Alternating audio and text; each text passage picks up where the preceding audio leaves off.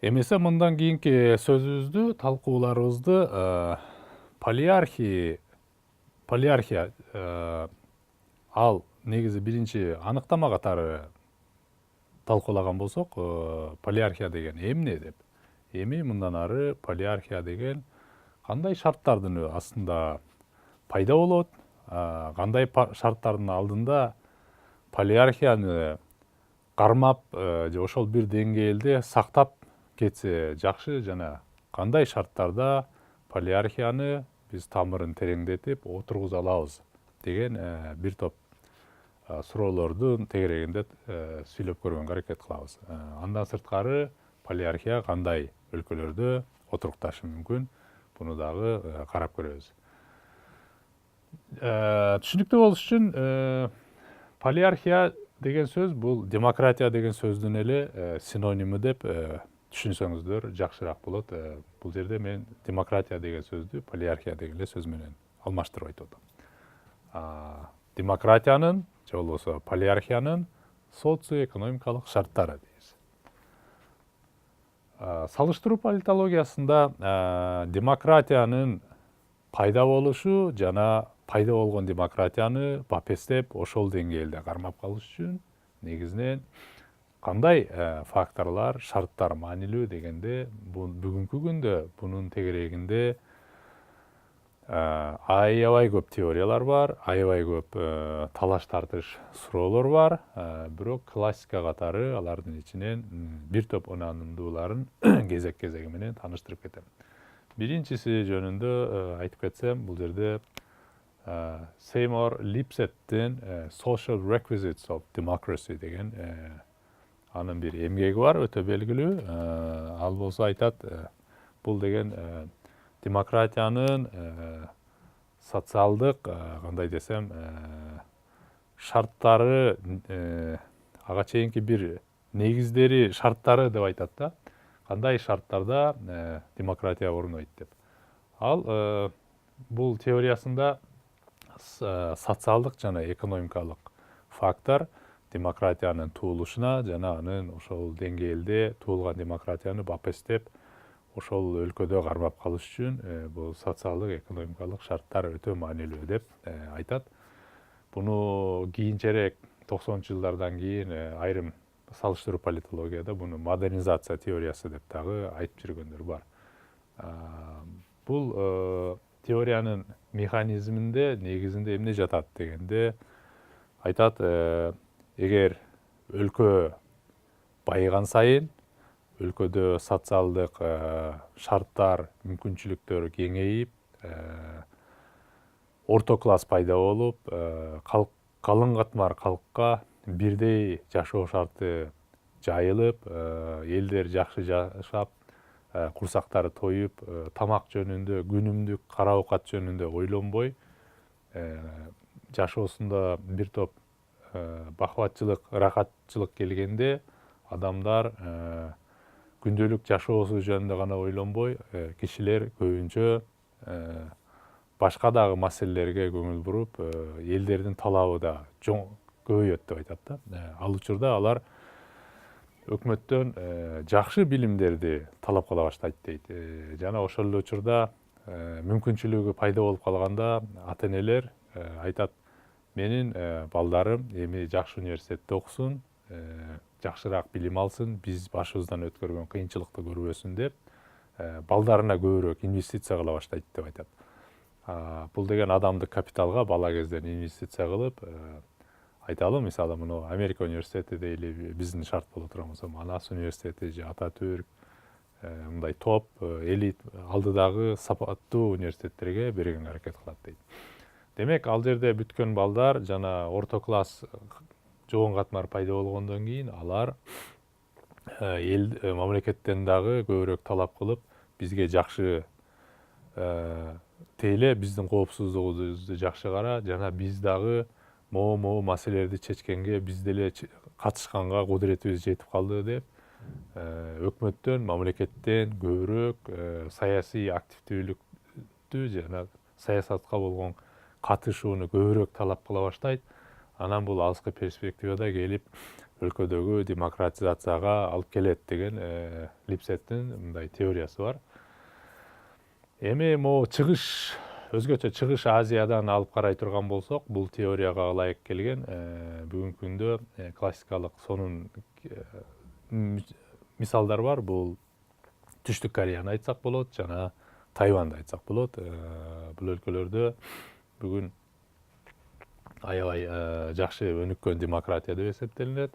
Бирок алардагы биринчи демократия орногонго чейин көбүнчө авторитардык этаптан өтүп, анан өзгөчө экономикалык өнүгүүгө, социалдык шарттардын бүткүл үй бүлөлөргө таркашына шарт түзгөн дейт. Анан ошондон кийин Кореяда өзүңүздөр билесиздер, 1988 жылы Соул Олимпиада өткөндө, ошондон кийин аларда демократиялык шайлоо өтүп, анан кийин Кореяда эч проблемасыз бүгүнгө чейин демократия орноду деп айтылат да.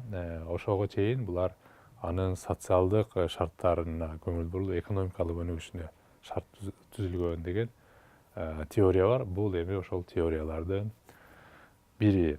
Жана бул теорияга үндөш деп айта албайбыз, бирок канчалык деңгээлде ушул теория негиздүү деп бул теорияны андан да нары изилдеп кеткен бизге дагы салыштыруу политологияда белгилүү илимпоздор. Бул Адам Пржевольский, бул Полан Тектүү саясаттануучу, андан кийин Лимонги же болбосо Лимонжи деп жүрүшөт, Альварес. Булар болсо эң сонун иликтөө жүргүзүшүп, бирок суроону кичине башкачараак коюшкан булар. Кайсы өлкөдө демократия орнойт экен деген суроону коюшуп, бирок кайсы өлкөдө демократия пайда болушу оңой экен деген суроону карабайт. Булар айтат,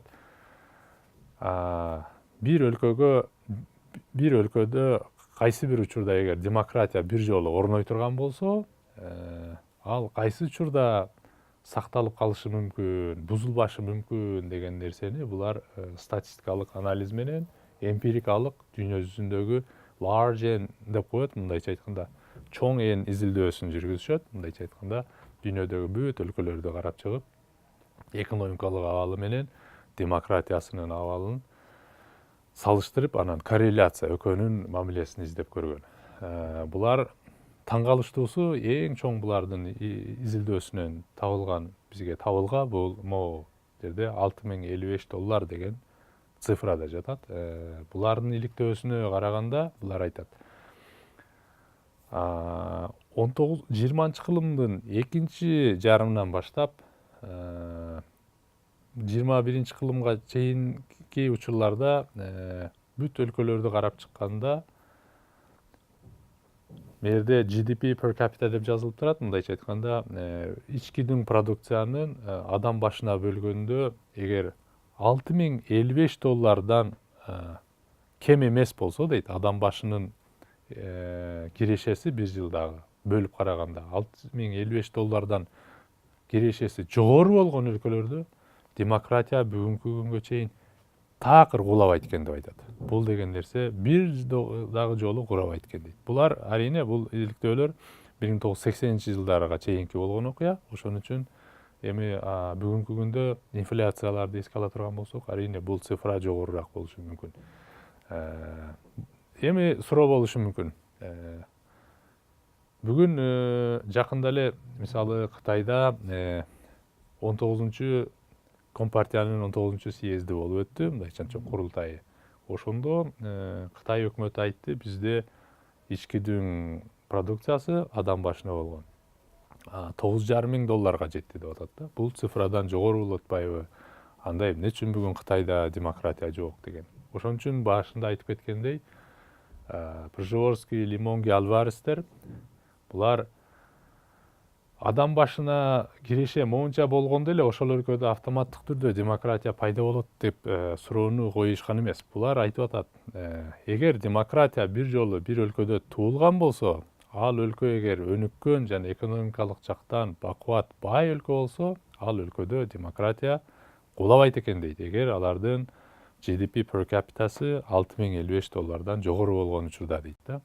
Айталы, эгер Кытай бүгүн демократизациялашып кете турган болсо, анда Кытайдын жашоо деңгээли ушул $9,500 түшпөй турган болсо, анда Кытайда эч качан мындан ары демократия бузулбайт экен дегенди түшүндүрүп атат. Бирок булар моунча цифрасы бар өлкөдө, моунча GDP'си бар өлкөдө демократия туулат деген нерсени айтышпайт. Булар тетиресинен ошо демократияны бапестеп кармап калыш үчүн өлкөнүн ичиндеги бакубаттуу жашоо, социалдык экономикалык шарт бул өтө маанилүү деп айтканы бул өтө маанилүү.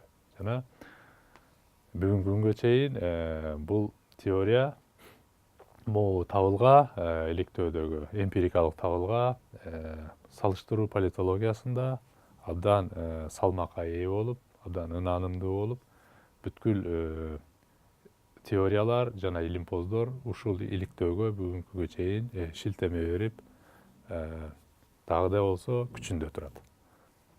Азыр айткан бул жерде экономикалык жана социалдык жана экономикалык шарттардын канчалык маанилүү экенин дагы бир жолу корутундулап бул жерге анын жыйынтыгын айта турган болсок, моундай болмокчу. Ошондо эгер адам башына болгон ички дүң продукциянын саны $7,000 деп алып карай турган болсок, тиякта $6,055 делген да. Мисалы, $7,000 жогору болгон учурда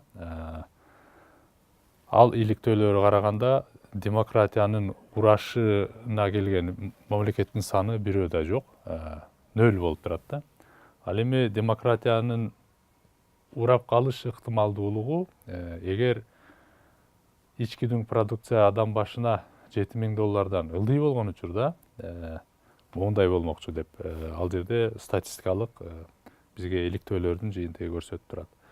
Эгерде бир жылдык адам башына болгон киреше $0 $1,000 болгон чейин болсо, ал жерде иликтөөлөрдө буга чейин 9 учур кездешет экен. Демек 9 өлкөдө ушундай киреше менен болгон өлкөлөрдө 9 өлкөндө демократия урап калган.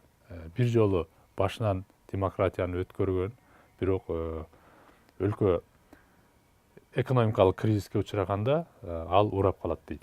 Экинчиси, бир жолу демократияны башынан кечирип, демократиябыз деп ойлоп турган өлкө, бирок ал жерде калкынын орто адам башына бөлгөн кирешеси $1,000-дан $2,000 чейин келе болгон учурда, ошондой өлкөнүн 14-үндө демократиянын кулап калганы, ыдырап калганы бул жерде тарых көрсөтүп атат. Жана дагы бир кейс, учур, ошондой эле нерсе $2,000-дан $3,000 чейин болгондо дагы 8 мамлекет демократия деген статусунан мындай кош айтышканда демократия бузулуп калган. Бул жерде кандай механизм дегенде айтылат, эгер мамлекет кедей болуп туруп, бирок кандайдыр бир шарттын алдында демократизация башталып, ал өлкөдө демократия пайда болду деп ойлосок, бул ошону менен эле оптимисттик нотада ал жерде демократия орноп кетиши мүмкүн эмес деген түшүндүрөт да. Ал үчүн ал өлкөнүн социалдык экономикалык шарттары кандай эле деп карай турган болсок, ал өлкө эгер кедей болсо, кайсы бир күнү же кайсы бир жылы өлкө башына чоң мүшкүл түшүп, ал жерде экономикалык кризис боло турган болсо, ал келип, ал өлкөдө демократия урап калышы мүмкүн деп айтып аткан механизми мына ошондо жатат. Бул болсо жалпы жөнүнөн айтканда экономикалык байлык менен саясий режимдердин ортосундагы байланыш жөнүндөгү Лимонги, тияктан Альварес жана Пржевальскийдин иликтөөдөн тапкан жыйынтыгынын мындай десем, жыйынтыгы, анын корутундусу бул сызыктан биз түшүнсөк болот.